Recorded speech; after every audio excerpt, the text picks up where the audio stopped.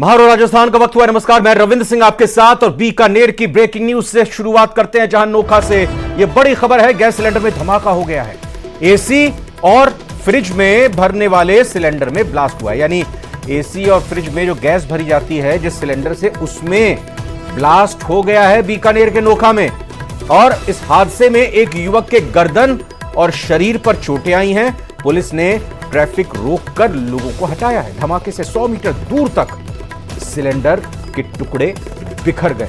तो यह बड़ी खबर बीकानेर के नोखा से आ रही है, जहां पर गैस सिलेंडर में धमाका हुआ है। बताते हैं आपको क्या हुआ। दरअसल सड़क से लेकर गुजर रहा एक युवक इस सिलेंडर को ले जाते वक्त अचानक इसमें धमाका हुआ। यह वो सिलेंडर है जिसके जरिए, जिसकी गैस से एसी और फ्रिज में गैस भरी जाती है, और अचानक ये बीच सड़क पर धमाका इस सिलेंडर में हुआ और एक युवक के गर्दन और शरीर पर चोटें आई हैं। जाहिर तौर पर जब धमाका हुआ होगा तो टुकड़ों में तब्दील हो गया होगा ये सिलेंडर, और इसके टुकड़े युवक की गर्दन और शरीर पर आए होंगे, जिससे उसको चोट लग गई है। बीच सड़क पे जब यह धमाका हुआ तो वहां पर ट्रैफिक भी अवरुद्ध हो गया। फिलहाल ट्रैफिक को रोककर लोगों को हटाया जा रहा है। विक्रम जगरवाल हमारे संवाददाता हमारे साथ जुड़ चुके हैं। विक्रम, एक ही युवक को चोट आई है, कोई और हताहत तो नहीं? फिलहाल क्या स्थिति?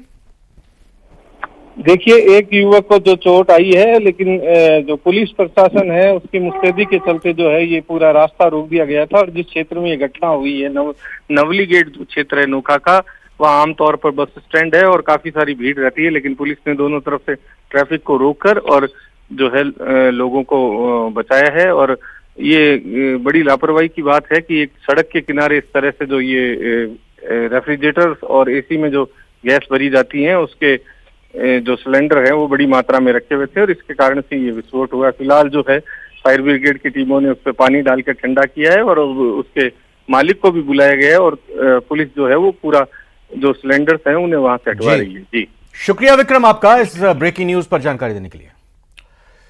शिक्षा विभाग से बड़ी खबर, 5वीं और 8वीं का रिजल्ट ऑफलाइन जारी कर दिया गया है। 5वीं और 8वीं का परिणाम ऑनलाइन जारी नहीं हुआ है। वेबसाइट क्रैश होने की वजह से ऑफलाइन ये रिजल्ट जारी हुआ है, यानी कि वेबसाइट क्रैश कर गई, इसलिए ऑनलाइन रिजल्ट जारी नहीं किया। इसी वजह से ऑफलाइन इस रिजल्ट को जारी किया गया। वेबसाइट पर रिजल्ट जारी होने में तकनीकी समस्या आ रही है। समस्या दूर होने के बाद ही परिणाम को अपलोड किया जाएगा और छात्र छात्राएं अपने इस परिणाम को ऑनलाइन देख सकेंगे। अभी ऑफलाइन ही इसको जारी किया गया है।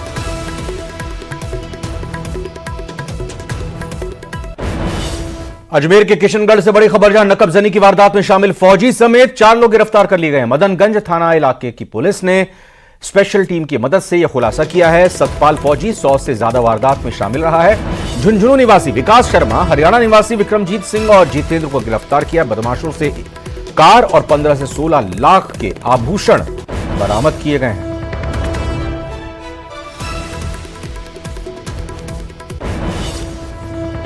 फलौदी की बड़ी खबर आपको बताते हैं, यहां पर मां ने अपने 2 बच्चों को टांके में फेंक दिया है। मां ने अपने ही कलेजे के 2 टुकड़ों को अपने बच्चों को टांके में फेंक दिया। टांके में पानी कम ना होने से बच्चे बाल बाल बच गए हैं। बेहोशी की हालत में दोनों को जिला अस्पताल में भर्ती किया गया। इलाज के बाद दोनों बच्चों को डॉक्टर्स ने बचाने में कामयाबी हासिल की है। मानसिक रूप से बच्चों की मां बीमार बताई जा रही है और इसी के चलते माना जा रहा है कि दोनों बच्चों को उसने टांके में फेंक दिया। सूचना पर जिला अस्पताल पुलिस पहुंची है, मामले की जांच कर रही है। फलौदी के एका भाटिया गांव की यह घटना है।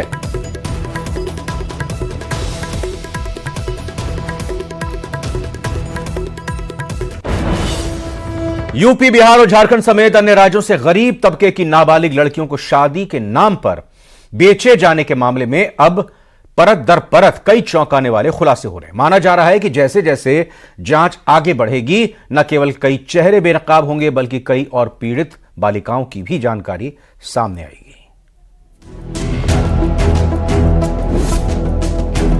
कोचिंग नगरी को दाग लगाने वाले लड़की खरीद फरोख्त मामले की जांच जैसे जैसे आगे बढ़ रही है, वैसे वैसे रोजाना नए खुलासे हो रहे हैं। जांच में सामने आया कि गिरोह के तार राजस्थान के साथ ही झारखंड, बिहार समेत कई राज्यों में फैले हुए हैं। मामले की जांच जैसे जैसे आगे बढ़ रही है, उससे कई और बड़े चेहरे बेनकाब हो रहे हैं। कोटा के एक बड़े उद्योगपति सहित कई चेहरे जांच के दायरे में हैं। फिलहाल पुलिस ने 2 महिलाओं सहित 3 आरोपियों को पकड़ा है। पुलिस ने साफ कर दिया है कि आरोपियों को बख्शा नहीं जाएगा। लेकिन जिस तरह से जांच हो रही है उस पर गंभीर सवाल उठने लाजमी है।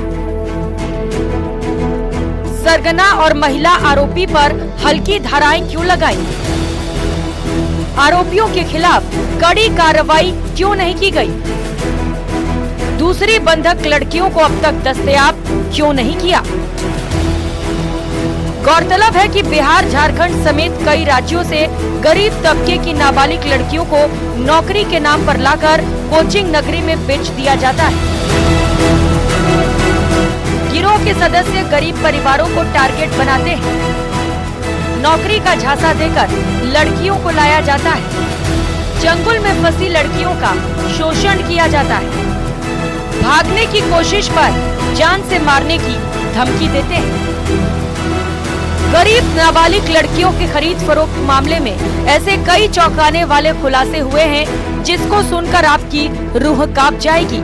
लेकिन पुलिस है कि जिस तरह से धीमी गति से जांच कर रही है उससे उसकी ही कार्य प्रणाली पर सवाल उठ रहे हैं।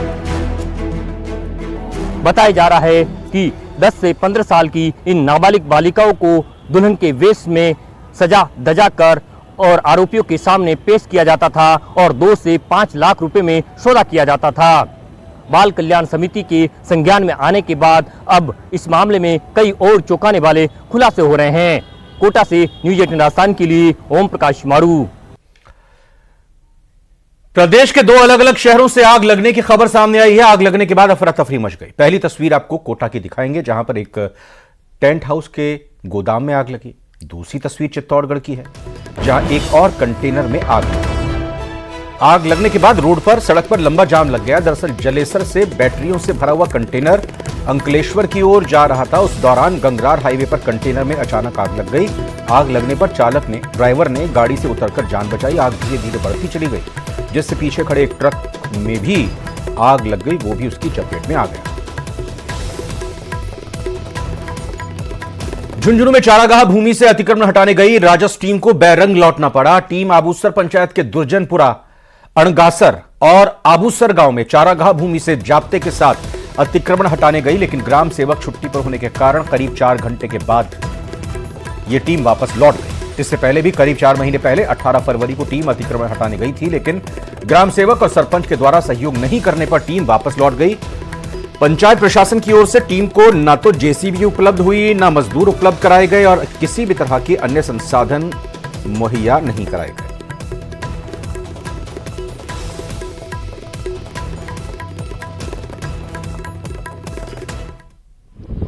ग्राम पंचायत आबूसर के 3 गांवों में अतिक्रमण की शिकायत थी लोकायुक्त में।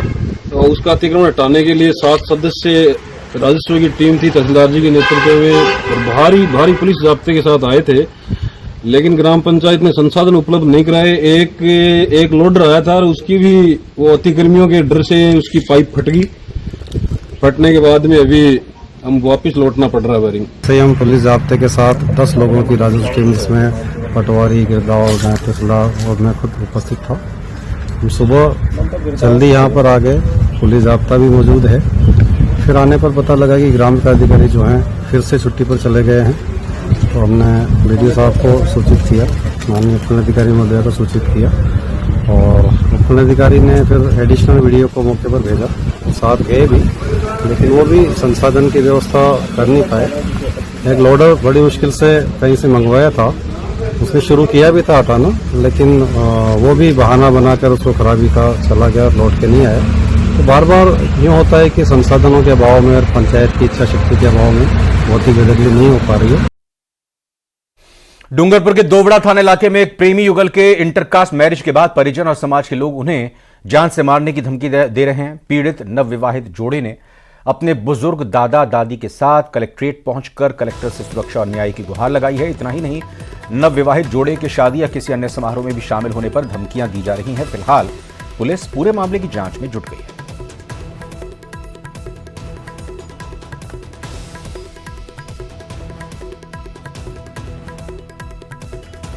मैं गाड़ी चलाता था, वहाँ से हमारी मुलाकात हुई। फिर हमने स्कूल में जाके शादी की पूजा माता जी मंदिर में। फिर हम 4-5 महीने बाद घर पे आए। फिर ये गांव वाले हमको रहने नहीं देते और गांव से बाहर निकलने की बात करते और मारपीट करते।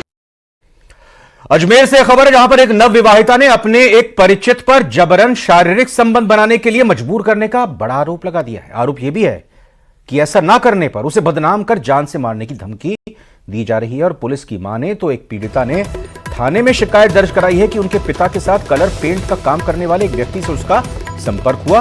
पिता की जानकारी के चलते उसका घर आना जाना था।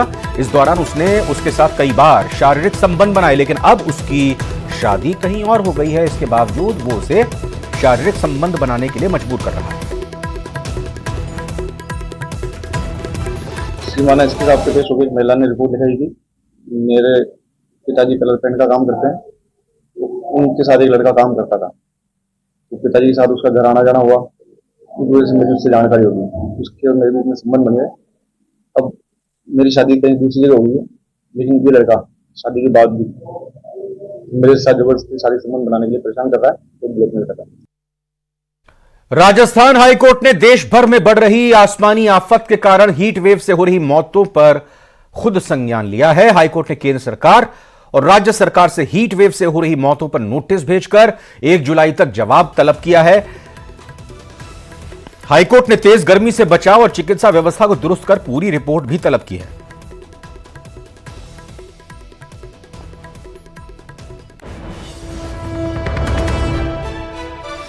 आफत उगलती गर्मी के कारण बड़े पैमाने पर मौतों का आंकड़ा बढ़ता जा रहा है। राजस्थान हाईकोर्ट ने इस मामले में सुओ मोटो कॉग्निजेंस लिया है। जस्टिस अनूप दंड की अदालत ने केंद्र सरकार और राज्य सरकार को नोटिस जारी किए हैं और हीट वेव से लगातार जो मौतें हो रही हैं उससे किस तरीके से आम आदमी को राहत दी जाए और व्यवस्थाओं को सुचारू बनाया जाए, इस दिशा में जरूरी दिशा निर्देश दिए। हमारे साथ राजस्थान हाईकोर्ट बार एसोसिएशन के अध्यक्ष प्रहलाद शर्मा है। सर, आज जो डिसीजन हुआ है हाईकोर्ट का, किस तरीके से उन्होंने सुओ मोटो कॉग्निजेंस में कहा है, क्या व्यवस्था है?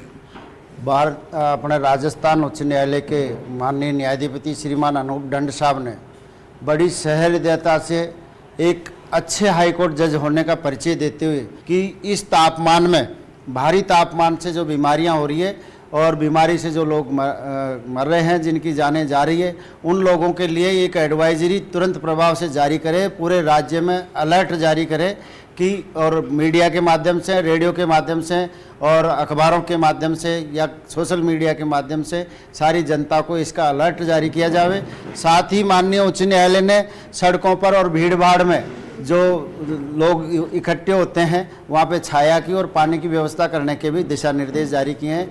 इसके अलावा जो गर्मी की तापमान की वजह से, लू की वजह से जो लोग मर चुके हैं उनके परिवारजनों को मुआवजा दिए जाने के भी निर्देश दिए हैं।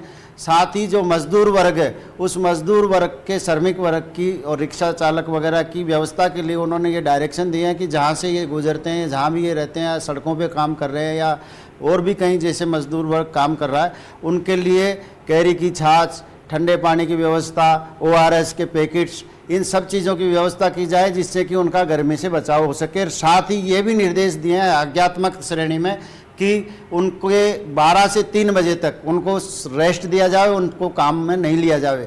ये भी राज्य सरकार को निर्देश दिए हैं। इसके अलावा माननीय उच्च न्यायालय ने सभी स्वास्थ्य केंद्रों पर माकूल व्यवस्था इस गर्मी की बीमारियों से बचने के लिए दिशा निर्देश जारी करे हैं। कैमरा पर्सन मानसिंह के साथ राकेश शर्मा, न्यूज 18 राजस्थान, जयपुर।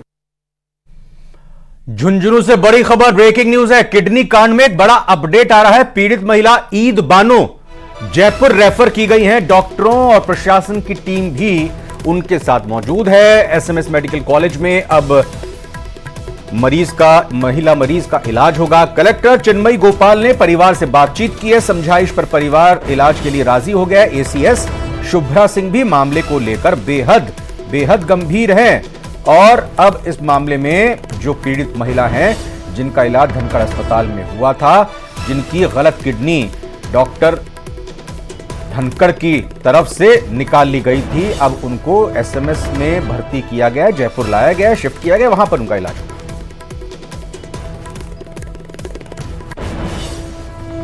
अजमेर से बड़ी खबर, 18,000 लीटर नकली खाद्य तेल जब्त किया गया। ऑयल मिल पर कार्रवाई चल रही है। परबतपुरा में स्थित है ये ऑयल मिल। फूड सेफ्टी टीम की बड़ी कार्रवाई देखने को मिली है। तो बड़ी खबर अजमेर से, जहां 18,000 लीटर नकली खाद्य तेल को जब्त कर लिया गया। लगातार कार्रवाई खाद्य विभाग की तरफ से हो रही है और ये 18,000 लीटर की बड़ी नकली खाद्य तेल की खेप को जब्त किया गया है। ऑयल मिल पर कार्रवाई भी हो रही है, जहां से ये खेप पकड़ी है। परबतपुरा में ये ऑयल मिल है। फूड सेफ्टी टीम ने इस बड़ी कार्रवाई को अंजाम दिया है।